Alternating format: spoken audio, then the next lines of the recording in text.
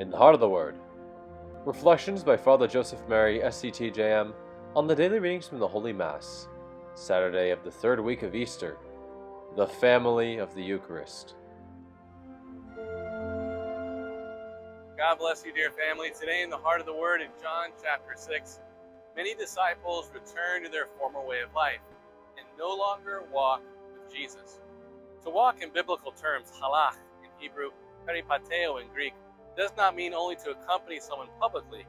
It means to follow someone on a path of life, as a way of life, as in the rabbinical schools.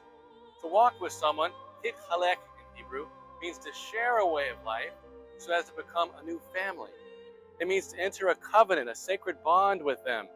For this reason, Abraham walked with God in Canaan.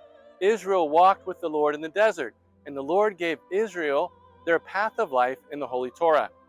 Following the Torah, Israel walked with God. In John chapter 6, a significant number of disciples decide no longer to walk with the Lord. It means they left the new family of Jesus and were no longer his disciples. Do you feel the severity now of what happened? Okay, what happened? Jesus had just given his strongest teaching in the whole Bible on the Eucharist, when he says in a similar way 4 times, so there's absolutely no confusion what he means. This is what he says. Unless you eat the flesh of the Son of Man and drink his blood, you do not have life within you. Whoever eats my flesh and drinks my blood has eternal life, and I will raise him on the last day. For my flesh is true food and my blood is true drink.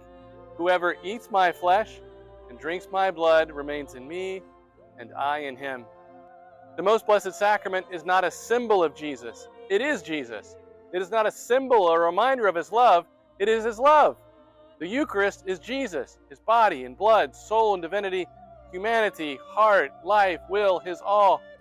Jesus does not apologize or try to convince his former disciples to come back.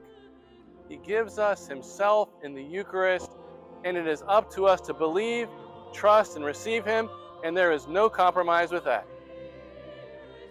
Let us listen to these words of Mother Adela.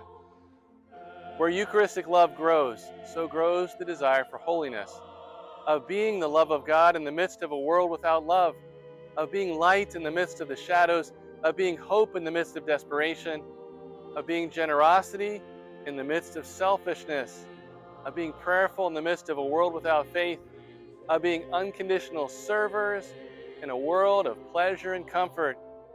We have to raise up high Jesus in the Eucharist. We must, dear family, respond to this call so that, like Our Lady, we may be a Eucharistic people in all that we are and proclaim from the mountaintops, Jesus is alive in the Eucharist.